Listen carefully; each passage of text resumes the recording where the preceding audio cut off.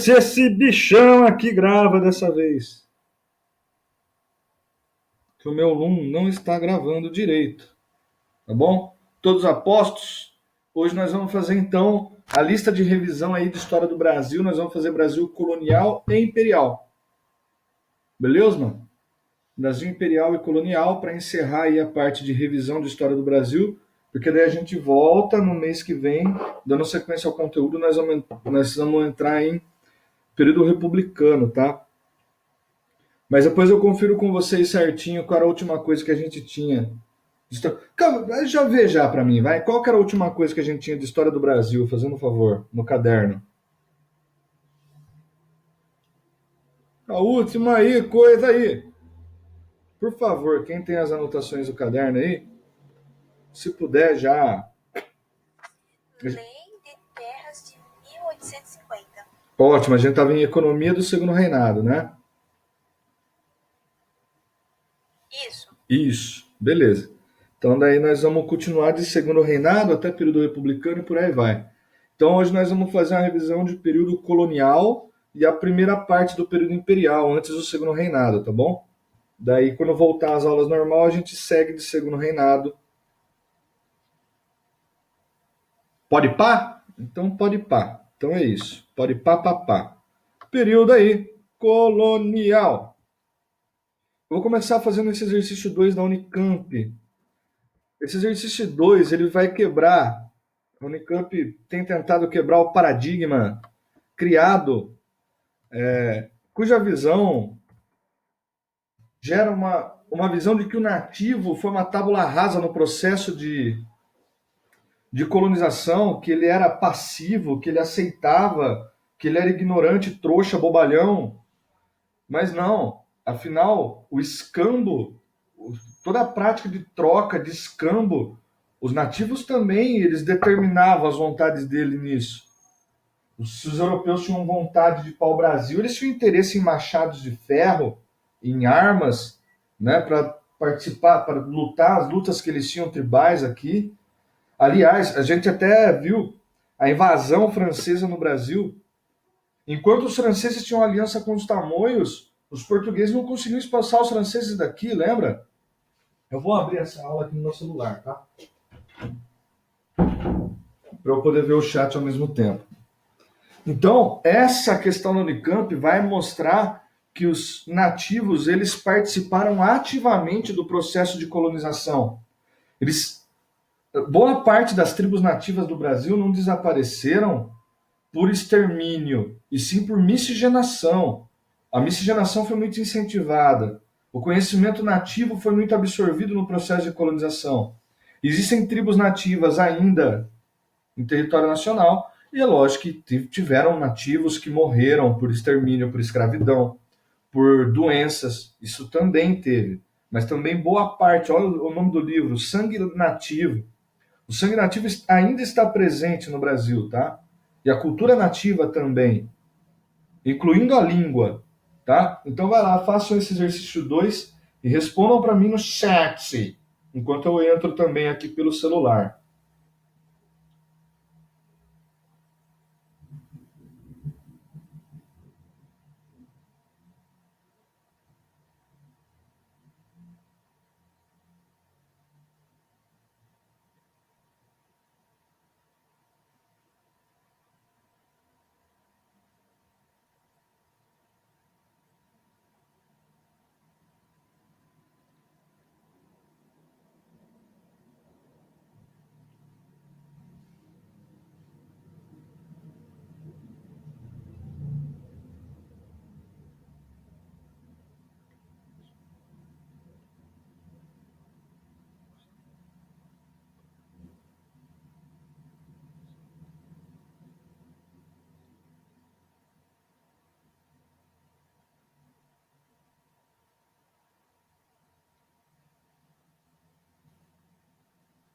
Preciso de um fone.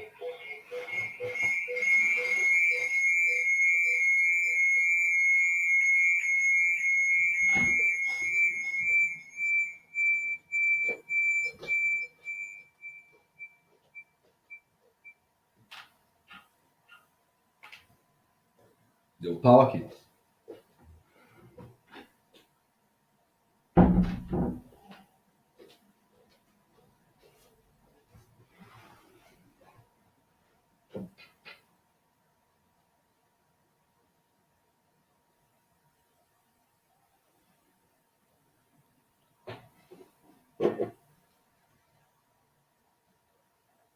Raising how when the hippies and the cowboy.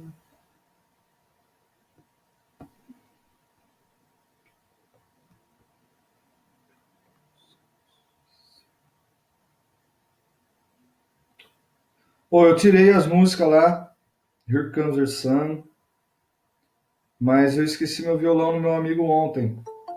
Tô sem viola aqui. Você acredita?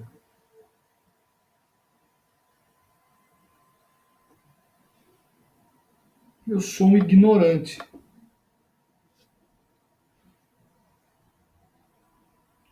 Desculpa, Rafa, mas eu vou tocar na próxima, eu toco.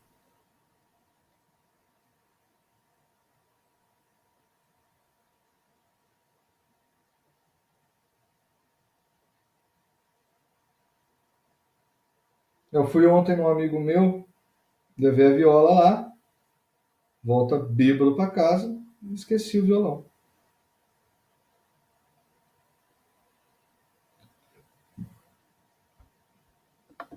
Exatamente, a resposta é C. C de colonização, tá?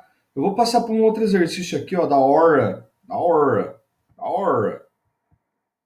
Olha só. Acerca da questão aí, a questão. Gente, vocês viram a montagenzinha que fizeram do Bolsonaro cantando Piu Pintinho Piu, Pintinho Piu, Pintinho Piu?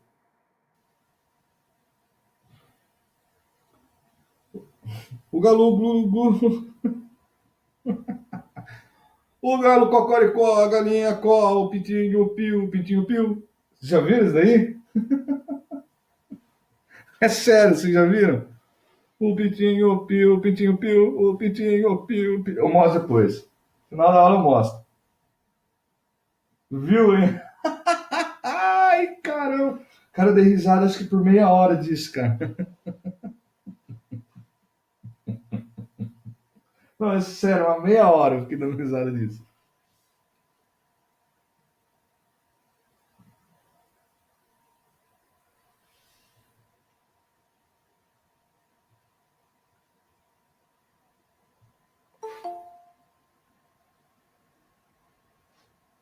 Vamos lá, seu jovem. Vocês estão conseguindo ler? Tá muito pequeno? Agora ficou muito grande. Aí não cabe. Tá conseguindo ler, gente?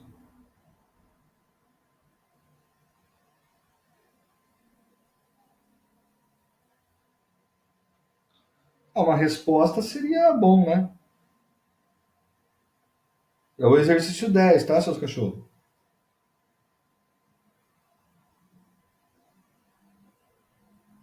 Sim, tá. Muito obrigado, Karina.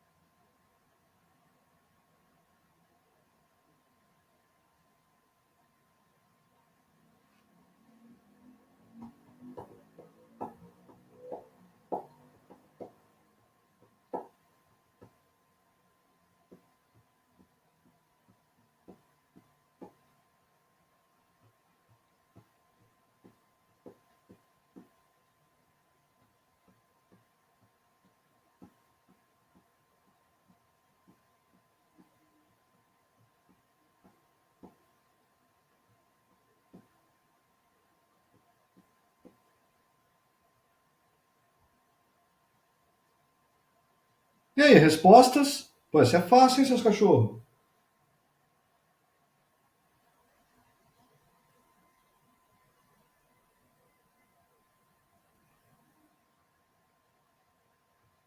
Estão com dificuldade de ler o texto, é isso? Hum.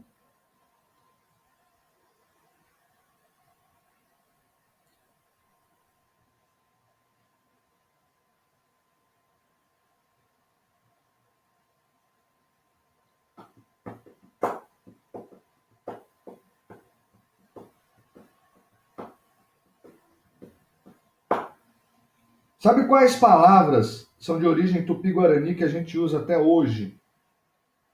Maloqueiro.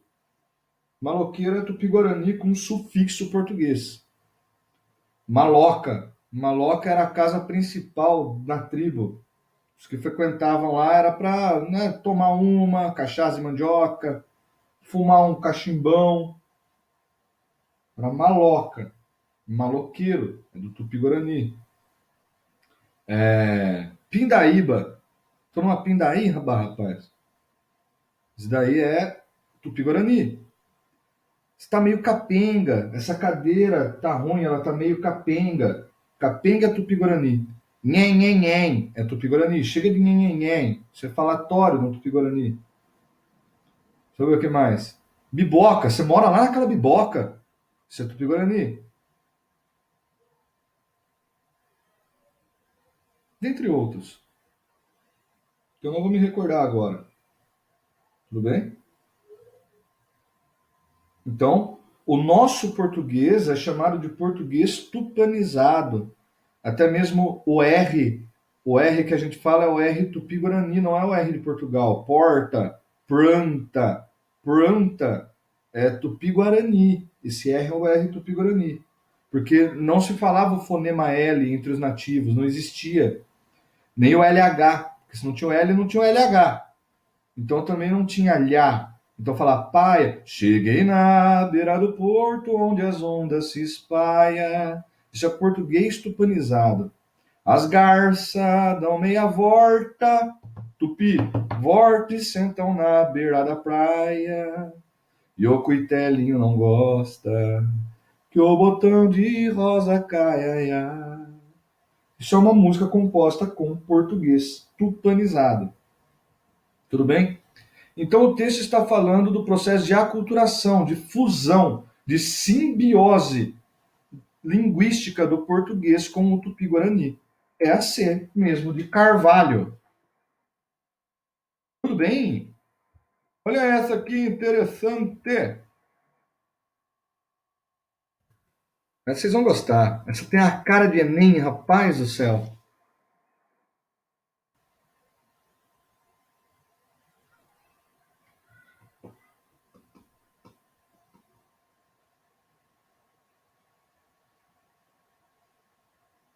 A visão dos nativos com relação à homossexualidade. O texto fala: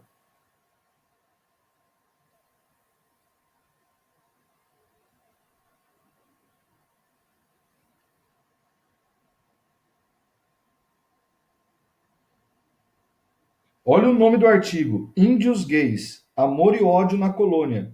Padres chegando a matar um tupi homossexual amarrando-o na boca de um canhão.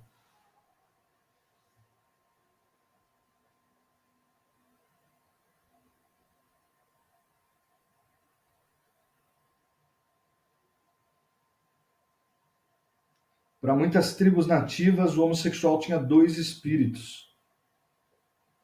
Por isso, normalmente, eles eram xamãs. Pajé, por exemplo, né? Era pajé.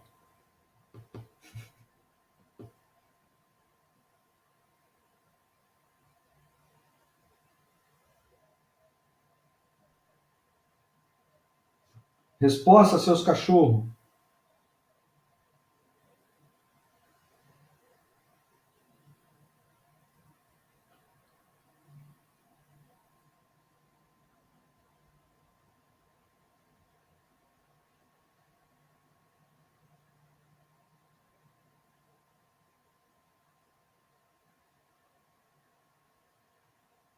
É, sede de colonização de novo, né? Tá ficando fácil isso, hein? Poxa, poxa, já.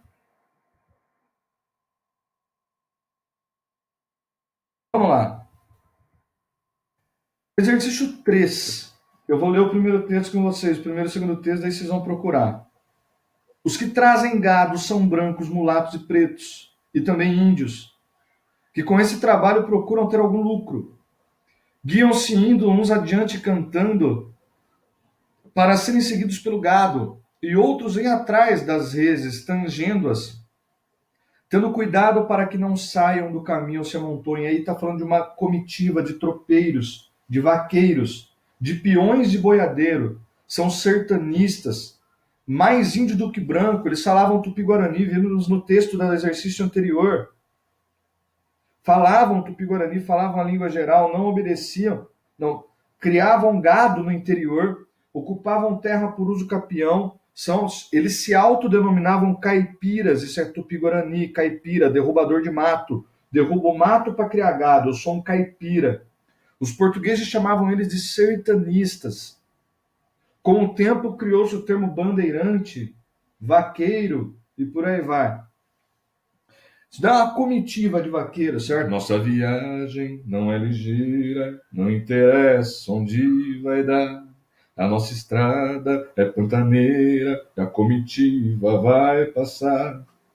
Onde a comitiva esperança chega, já começa a festança através do Rio Negro. Bom, eles vão cantando. A música caipira. Fumava tabaco, uma droga da Amazônia, uma droga nativa, uma planta consumida pelos nativos. Mas montavam a cavalo, usavam armas de fogo. Ou seja, eles são o maior exemplo de uma aculturação. O maior exemplo daqueles que absorveram a cultura europeia juntamente com a nativa. Texto 2. Brancos pobres, mestiços, libertos, com frequência, viviam na dependência dos senhores de engenho. Os outros fazendeiros recebendo às vezes parcelas de terra em arrendamento ou parceria. Sabe-se ainda da existência de uma população crescente de lavradores independentes em terras próprias, ou ocupando terras devolutas, ainda estamos falando de uso capião. Essa população mestiça ocupava a terra no interior por uso capião, produzindo alimentos em regime de autossubsistência ou para mercados locais, sempre ameaçados pelos grandes fazendeiros em suas posses, em geral conhecidos em suas características. Os textos acima, para estar no plural aqui, tá tudo no plural. Mas vamos lá, porque da FUVEST eu adaptei, eu coloquei um texto a mais. Respondam, meus cachorrões. Essa, se for ser de novo, eu vou parar a aula.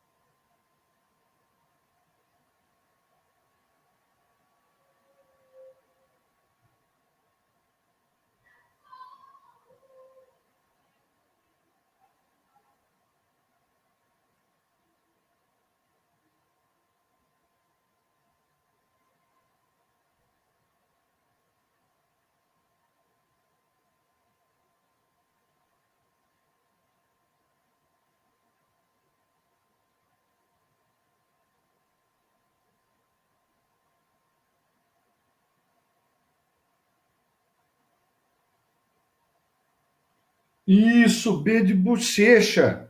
Bochechão. Certo? Olha só, eu vou colocar um exercício de segunda fase da Unesp aqui, que foi de arrancar toco de criança. Molecada chorou, chorou, chorou. Sabe o que é chorar durante a prova? Já chorou durante uma prova? Já chorou durante a prova? Exata certeza. Deixa eu aumentar um pouquinho, um pouquinho. Espera aí que eu estou procurando a questão. A questão aí. Vamos ver a questão aqui é complicada. A questão aí da Unesp. A questão aí. Essa questão 13. Questão 13. A mãozinha do mouse está ali em cima, ó. Questão 13. Beleza, mano? O início foi o problema mais complexo que a colonização do Brasil teve de enfrentar. Tornou-se tal, e é nisso que se distingue do caso aí, do Trump, do norte-americano, tão citado aí, em paralelo aí com o nosso. Pelo objetivo que se teve em vista aproveitar o indígena na obra da colonização. Nos atuais Estados Unidos, como no Canadá, nunca se pensou em incorporar o índio. Fosse que título na obra do colonizador do homem branco. O caso da colonização lusitana foi outro. Caracteriza a relação. Olha só. Aí a Unesp machucou. Caracteriza a relação entre colonos indígenas na colonização dos Estados Unidos da América. O que você responderia, seus cachorros?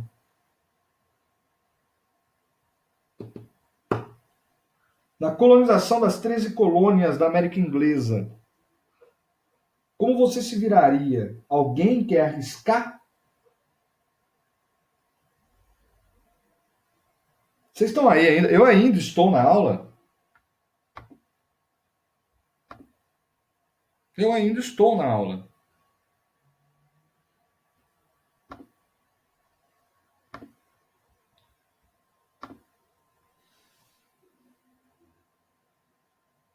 Ninguém arrisca. Tá todo mundo aí preparando para o jogo do São Paulo. Já ligando o Premier.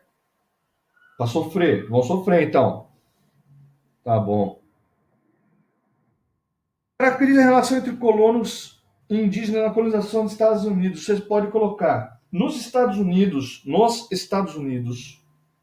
nunca foi incentivada a miscigenação como estratégia de colonização. O governo inglês não incentivou a miscigenação e a interiorização. Essa miscigenação cabocla como estratégia de colonização. Pelo contrário, sempre tiveram leis de segregação racial. E essas leis de segregação racial se mantiveram mesmo depois da independência. Mesmo depois da abolição da escravidão. Vocês sabem essa história, certo? As leis de segregação racial continuaram.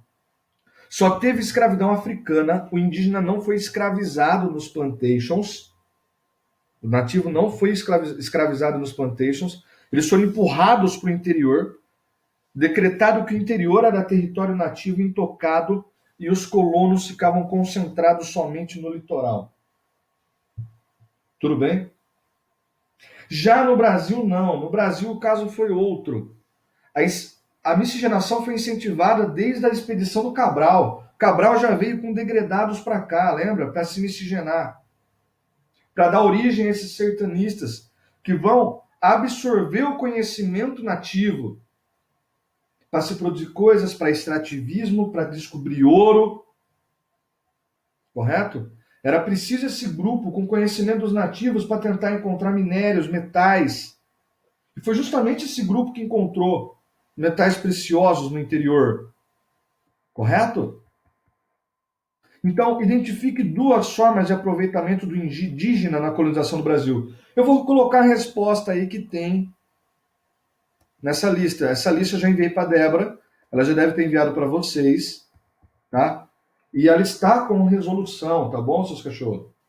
Olha lá. A colonização inglesa na América do Norte não utilizou a miscigenação como estratégia de colonização e ocupação territorial. A burocracia metropolitana na colônia não interiorizou como na América Latina, sendo que os plantations de algodão, milho e anis no litoral das colônias de exploração britânicas só utilizavam mão de obra africana. Já a colonização portuguesa no Brasil, desde o início, se valeu da miscigenação de degredados e nativos como estratégia de colonização e ocupação territorial, com atividades econômicas interioranas caboclas, extrativismo de droga do sertão, a pecuária e as monções. Em especial, as monções de extrativismo de drogas do sertão exigiam conhecimento dos nativos e caboclos sobre o território, sobre as hidrovias e sobre a utilidade das plantas. Outra forma de utilização do conhecimento dos nativos e caboclos era o sertanismo de contrato, conhecer a floresta e encontrar quilombos no meio da floresta e destruir esses quilombos. Além disso, a escravidão indígena foi praticada até o século XVIII. Então, o massacre vem pós-independência, entendeu, Isabela? Quando os Estados Unidos conseguem a independência da Inglaterra, não tem mais a proibição de marchar para o oeste. Sim? A marcha para o oeste dos Estados Unidos inicia pós-independência, porque a Inglaterra tinha determinado, chamava Acordo de Quebec. Era proibido os colonos interiorizarem além do Mississippi. Tá? A partir da independência, e aí Estados Unidos da América inicia a marcha para o oeste, aí vem o massacre. Aí vem o genocídio indígena. Dakotas, Apaches, Cherokees. Você entendeu, Isabela? Entendeu? Difícil essa questão. Pô, subir aí. Agora nós vamos falar mais com relação também ao africano aqui, que vinha como escravo. Conhecia também o escravo de ganho aqui no Brasil. Que era o escravo, a gente já falou disso em aula, era o escravo que tinha conhecimento em artesanato, em consertar coisa, em carpintaria, e por aí vai, fazia comida e vendia na cidade, e realizava trabalhos urbanos. Era outra forma também dele gerar lucro para o dono. O dono comprava um escravo, e se esse escravo tinha talentos, ele servia como negro de ganho no meio urbano. Com o tempo, ele pagava o custo que ele gerou para o dono, e ao mesmo tempo também trabalhava na produção de açúcar. Mas esse escravo, quando ele oferecia serviços urbanos, ele ficava com uma parte do lucro. Então era possível ele comprar a carta de alforria dele e virar um alforriado, um liberto. Tudo bem? E aí, essa questão da Unicamp que eu trouxe aqui para vocês, ela afirma que boa parte dos negros de ganho eram mulheres. Afinal, fazia parte da cultura dos bantus e sudaneses, que eram as etnias africanas que eram trazidas para cá. Os homens se dedicavam mais à agricultura e à guerra, e as mulheres mais a essas atividades urbanas, ao artesanato, ao comércio, aos negócios, às feiras, nas cidades comerciais. E quando esses povos iam para cá, logicamente, eles traziam a cultura deles junto. Então, olha essa questão. Do Enem, desculpa, eu falei Unicamp, é do Enem.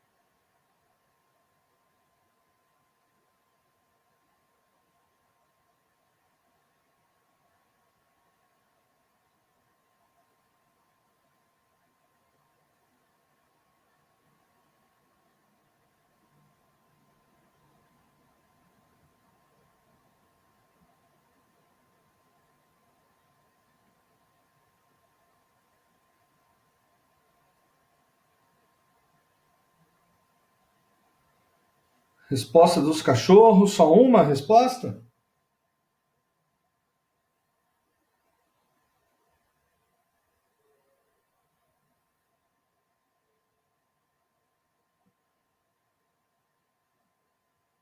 Quando fala, por exemplo, na cidade de Salvador, que era uma cidade portuária, era a capital colonial desse período, as baianas, sabe? Que usavam branco, né?